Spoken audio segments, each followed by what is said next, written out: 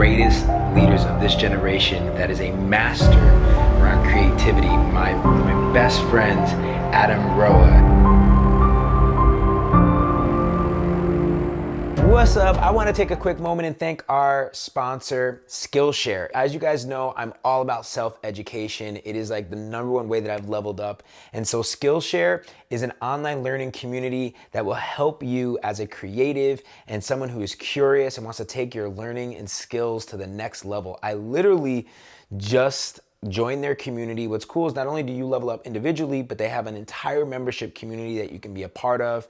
And one of the recent classes that I took that only was 20 minutes long, yet was jam-packed with wisdom and value, was a class called How to Craft Stories for Leaders and Stories That Matter. His name was Keith Yamashita. And he talked about breaking down Steve Jobs and Oprah and all the different types of stories, whether you're telling the story of your company, your own personal story, the story of your clients, or just an idea. It also went into archetypes, all in 20 minutes. It was one of the most powerful courses I've ever taken on storytelling. And you should know storytelling for me is one of my favorite modalities to create massive impact. And that's what All Leaders Create Leaders is about, right? So there's thousands of these for creatives. And whether you are just starting out or you're a dabbler or you're actually a master, this community has something for you. And so for the first 1,000 subscribers of Leaders Create Leaders, that means you, right now go into the description. All you gotta do is click the link. You will get a 1-month free trial. 1 month for free to be a part of this powerful, encouraging, empowering, creative community. So go take a class yourself, see what it's like, and let's get right to the show.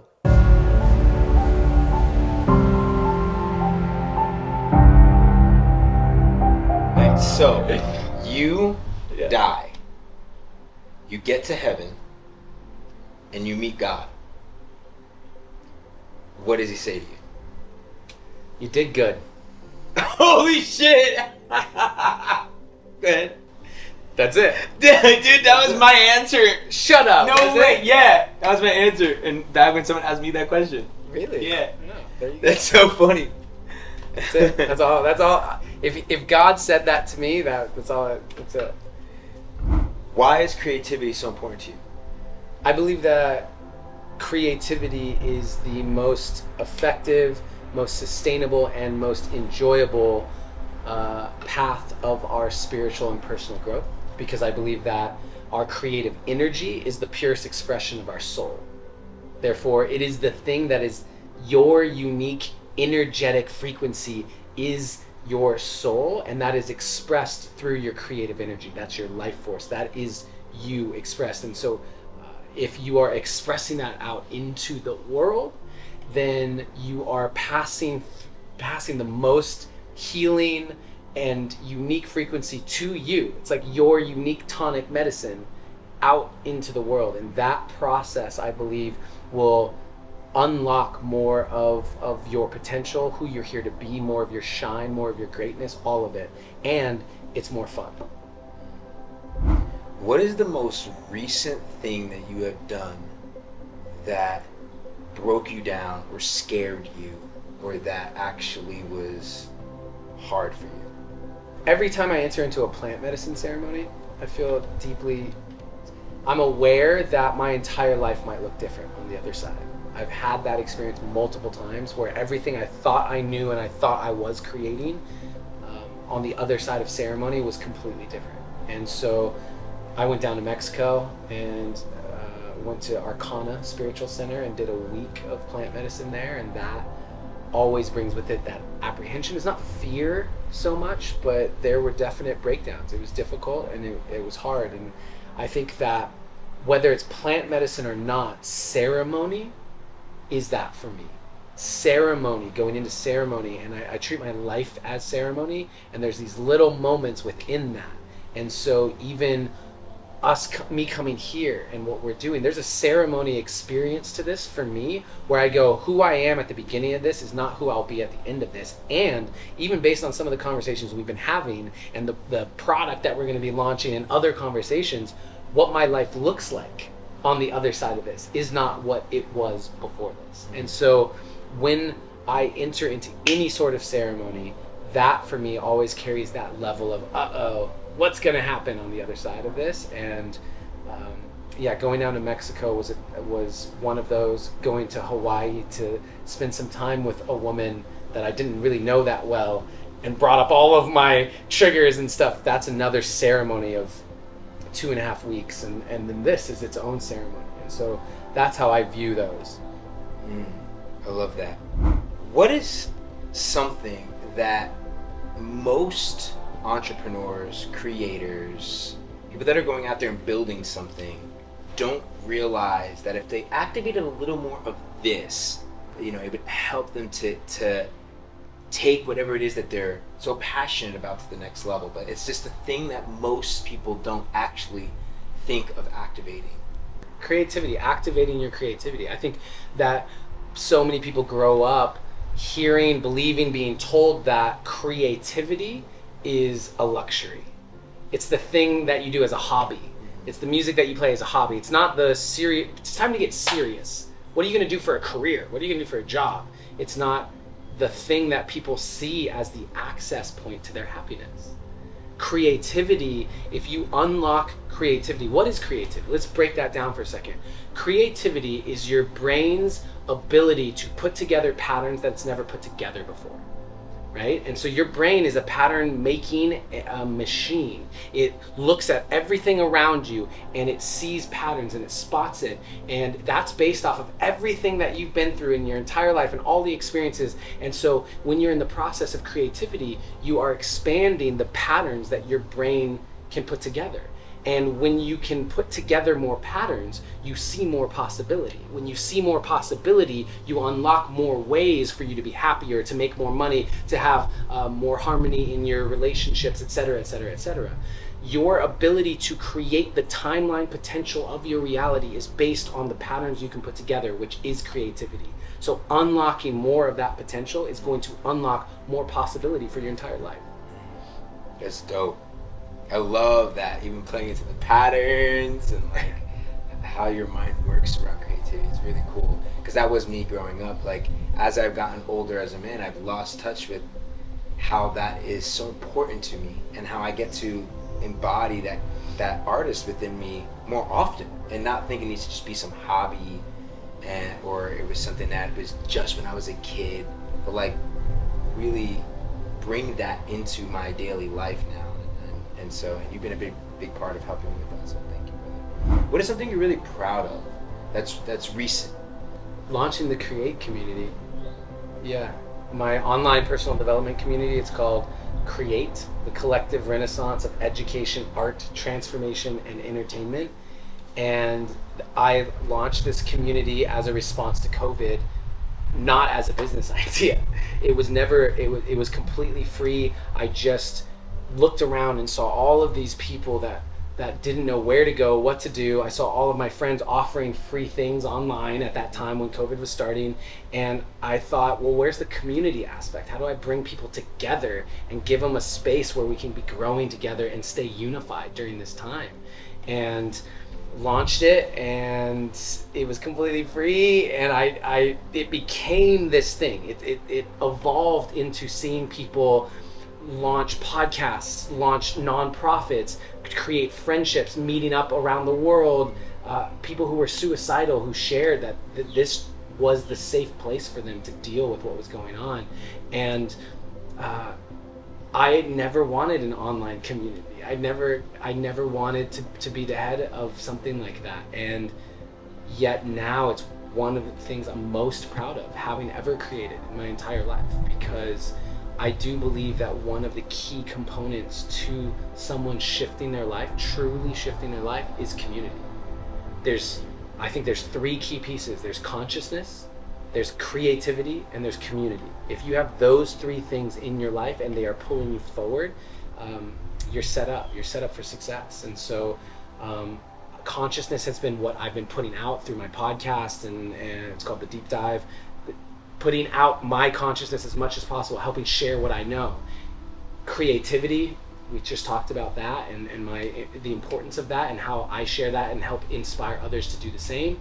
But community wasn't something that I had created. And so over the last year, launching the Create community now has brought that final embodiment of what I know to be true, of what has changed my life, and now I actually have all three components that I can offer to other people, and it's so beautiful. I cry like every class I teach, bro.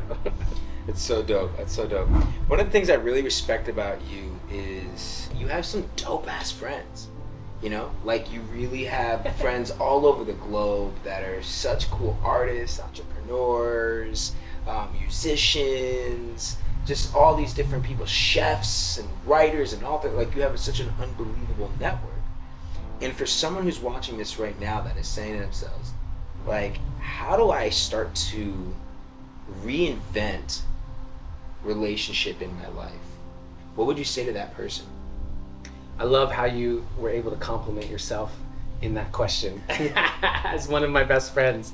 Yeah, I'm very blessed to have community. We were just talking about community, tribe, like friends who feel like family. And I would say that someone who's calling that in, there's two things. One, plain and simple, get curious.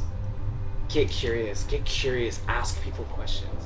You don't know who your next best friend is, or partner in a business or whatever, and you won't find that out unless you are curious or they are curious. But you can take it into your own hands if you're the one asking questions. I want to know what you do. What do you do? That's fascinating. Everyone has something fascinating about them. And so being able to be that person who's interested in other people was not how I grew up. I needed the attention on me. And so I learned how to actually find so much joy in getting curious about other people. And I think that is one way. And the second piece to that is get to know yourself.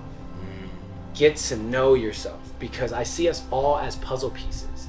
And everyone's looking around, and I'm seeing the puzzle pieces that Gerard Adams is, and I see the puzzle piece that you are, and I'm looking like, well, how can I plug into that puzzle piece? And yet I don't even know what piece I am. Am I a corner piece? Am I one of those middle pieces? Am I one of those weird pieces with that tiny little thing that you're like, where does this go? But when you understand who you are and you actually own that, then what happens is you create you solidify the puzzle piece that you are. And now I know how to fit in with other people, and they can see how to fit in with me. And there's less guessing about that. And that's something that so many people enter into friends groups, and they try and be what they think they need to be liked. Yeah. And that's because they don't have a clear idea of who they are. And so if you have that clear idea, that means that there are some people that you think you want to be friends with that it's not a good fit. And then there's other people who you never would have imagined wind up being your closest friends. And so those two things, I think, are how you build a true community and friends. Love that. What does poetry mean to you? Well, to me, being a poet for me means painting with words. Yeah, and being a poet for me is taking something that people often take for granted, which is just words, and showing people how just by putting them in the right combination, you unlock exponential potential. I can just say one line, and that one line of five, like, let's talk about one of the most beautiful 3-word statements you can ever make. I love you. And there's so many ways I could say it. I just said it one different way, but if I'm like, yo, gee, seriously? I love you. And I just take that moment, that it changes. And so there's so much more to words. And if I can make a sentence that unlocks someone's childhood memories, if I can write a poem that unlocks the potential of what they could see about love and what love means to them, or what they know is possible for their life based on a sentence, then that to me is the power of poetry. And it uses something that everyone has access to. You don't need to be rich, you don't need to be well educated, you don't need anything. If you know how to speak, if you know how to you don't even need to know how to write, but if you know words, you can put them together in a way that unlocks something in the person who's hearing them or reading them. And that to me is the power of poetry, and why I love it so much. And the power of the artist in general, the poet, but the artist in general, is that the artist sees the layer of beauty on life, that is always available to every single one of us if we choose to see it. The painter looks out there and sees the way that the light reflects through the trees and creates this thing. The architect sees the symmetry of the broken down building. The musician hears the jackhammers and the bus, but hears the beat of it and whatever. And there's a layer of beauty that's existing right now, right as we look out there or over here or in the words that are scrambled. There's beauty everywhere, and the artist sees it and hears it and feels it. And so I believe that if we can help people tap into their artist, their inner artist, what we're actually saying is helping people tap into the part of themselves that can see the beauty that's always available to us. Beautiful. Adam, we had such a powerful discussion upstairs. I want you to describe to someone watching this that is younger and striving for greatness, the definition to you of what makes a great leader. To me, what makes a great leader is authenticity. I really believe that a great leader is someone who is owning their truth. And that's tough for me to say because there's a lot of truths out there for some people that I don't necessarily agree with. And yet, great leadership is when I see someone. I have something that just popped into my head. I remember we were out at a dance event in New York City, and me and my friends were dancing. And I like to think of myself as a really good dancer. I love to dance. And then there's this dude that came by, and he was probably 80 pounds overweight and kind of goofy, but he was dancing. I mean, he was in it and getting it. And I looked at that individual who on the surface might be a little bit nerdy, might be a little out of shape, might be someone who got picked on in various ways, but I looked at that individual and I was inspired by them. That human being, I remember him years later as someone where in that moment I'm inspired by you because you are owning you. And that's leadership to me. And then to take that further, where what is conscious leadership to me is taking it further, where not only is a leader owning that about themselves, they're inspiring that in other people because they can see that in others. I can see the greatness in you, and I want you to own the things that are your greatness, not imitate and replicate my stuff. Yeah. That's not what I want. I want you, and so a great leader knows how to do it first and foremost on their own, and then can see that quality in other people and like say yes. The part of me that wished I was the person back then that could go up to him and just say, yo, I just want you to know you inspired me because I saw you dancing so full out, and sometimes I get self-conscious and thank you. I'm that dude now. I wasn't that dude then. I've become a better leader now because I am the person who would do that. Being 100% authentic. What are you fucking sick and tired of? Fake ass people on social media. I stopped, I've been paid 7 figures for my coaching as a life coach. And it would have been very easy for me to go into branding myself as that, like the $1 million coach and this and lead with that and create a whole business around that. That could have been done pretty easily. Not many people have accomplished that. And yet I got so fed up with that whole industry, personal development, life coaching, all of it, that most people don't even know that I still coach.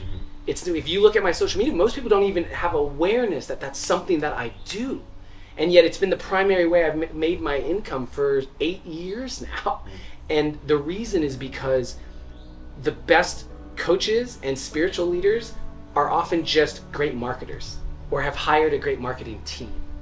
And so I've gotten so fed up with that whole world because I think that I got a little emotional there. I just remember I just remember how scary it is.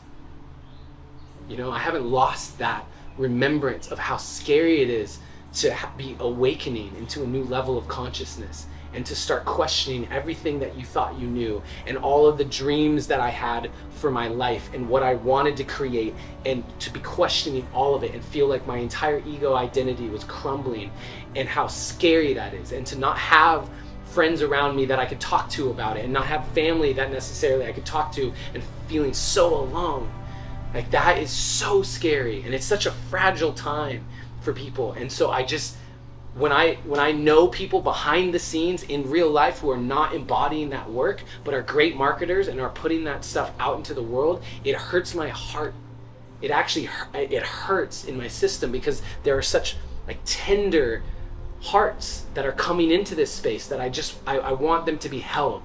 I want us to remember how sacred the human heart is, and that is really important to me. And so I've been fed up with it, and now I'm coming back into it in my own way and putting my own spin and just saying, here's an alternative. Here's me with my full heart in the Create community or whatever it is.